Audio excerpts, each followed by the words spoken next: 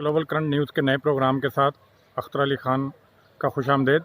शुएब निज़ामी साहब हमारे साथ हैं। आज बहुत सारी सियासी डेवलपमेंट्स हुई हैं। शुएब निज़ामी साहब, ये वफाकी काबीना में क्या अखाड़ पछाड़ हुई और इसके क्या मनफी और मुस्बत पहलू क्या सामने नज़र आ रहे हैं, आप क्या कहते हैं? जी, जो रिपोर्ट आई है उसके बाद ये ड्यू था कि कुछ चेंजेस होंगी, और जो रिपोर्ट में वज़ीर-ए-आज़म ने जो है वो अपनी तरफ से ये कोशिश की है बताने की कि वो बड़े ट्रांसपेरेंट तरीके से जो है इस रिपोर्ट को उन्होंने जारी किया है, और जो लोग इसमें मुलव्विस हैं उनके पोर्टफोलियोज़ जो है चेंज किए हैं। जब उनके पोर्टफोलियोज़ चेंज किए हैं तो कुछ ऐसे डिसीजन भी हुए हैं जो बड़े ड्यू थे। ख़ास तौर पे अगर हम ये बात करें कि हुकूमत ये कह रही थी कि हम इमरजेंसी की सूरत हाल में हैं ज़राअत के ऊपर, और इस वक्त जो है जो सबसे कॉम्पिटेंट आदमी था पूरी तहरीक इंसाफ के अंदर वो फ़खर इमाम साहब थे, उनको मिनिस्टर बनाया गया है क्योंकि वो ख़ुद ज़मींदार हैं और बहुत अच्छी तरह इंटरनेशनल जो ऑब्लिगेशंस हैं और जो सूरत हाल है ज़राअत की उसको भी समझते हैं। तो ये डिसीजन तो बहुत अच्छा है जो उनको लगाया गया है। खुसरो बख्तियार साहब ने अपनी पोजीशन वाज़ेह की है कि जब ये फैसले हो रहे थे तो उस वक्त वो प्लानिंग के मिनिस्टर थे और उनके ऊपर जो है वो फूड सिक्योरिटी का पोर्टफोलियो उनके पास था ही नहीं। ताहम उन्होंने अपनी पोजीशन वाज़ेह करके ये कहा है, एक लेटर लिखा है पीएम को कि वो उनसे ये पोर्टफोलियो वापस ले लें। तो वज़न ने भी खैर ऑलरेडी इनका पोर्टफोलियो वापस लेकर उनको जो है वो ईएडी का पोर्टफोलियो दे दिया है। ईएडी का पोर्टफोलियो मैं समझता हूँ कि इस वक्त हमाद अज़हर बहुत अच्छा परफॉर्म कर रहे थे, और उनका जो ईएडी में हम किरदार देखते हैं, ख़ास तौर पे जब ये कोरोना वायरस के मुतालिक जो पाकिस्तान के असिस्टेंट है इंटरनेशनल वर्ल्ड बैंक से, IMF से, एशियाई तरक्याती बैंक से, उसमें हमाद अज़हर का बड़ा जो है वो एग्रेसिव किस्म का रोल था, वो बहुत एक्टिवली काम कर रहे थे। तो ये खुसरो बख्तियार को अगर ये पोर्टफोलियो मिलेगा ईएडी का, तो मैं समझता हूँ मेरी ज़ाती राय में शायद ये इतना एक्टिवली जो है वो पेस ना रहे जो कि हमारे साथ परफॉर्म कर रहे थे। साथ साथ अगर ये देखा जाए कि जो है वो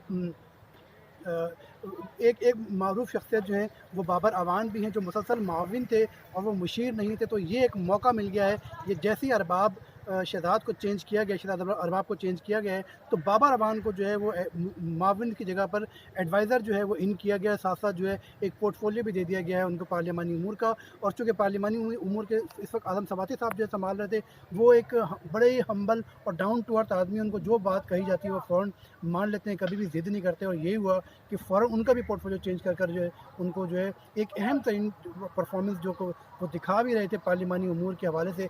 और जितनी अच्छी जो PTI के जो भी इस वक्त इख्तलाफात होते थे अपोजिशन से, उसको जितना कूल डाउन जो है वो आज़म सवाती करते थे, वो बहुत बेहतरीन परफॉर्मेंस कर रहे थे। और उनको चेंज कर जो है वो अब जो है वो नारकोटिक्स का पोर्टफोलियो दिया गया है। तो ये भी कोई अच्छा डिसीजन जो है वो नज़र नहीं आता। बाबर अवान के संभालने से मैं समझता हूँ कि अपोजिशन और हुकूमत के दरमियान जो है वो मज़ीद जो है वो पार्लियामेंट के अंदर इख्तलाफात नज़र आएंगे।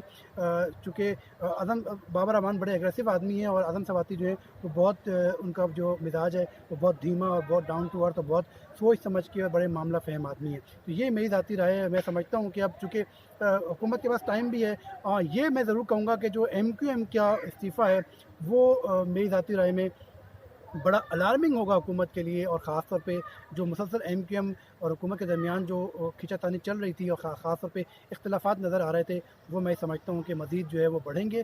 ताहम अभी हुकूमत के पास टाइम है, क्योंकि इस वक्त जो है पूरा मुल्क कोरोना पे लगा हुआ है, तो MQM को जो है खुल कर खेलने का मौका नहीं मिलेगा, क्योंकि हर तरफ जो है वो कोरोना की वजह से जो है वो सूरत हाल ख़राब है।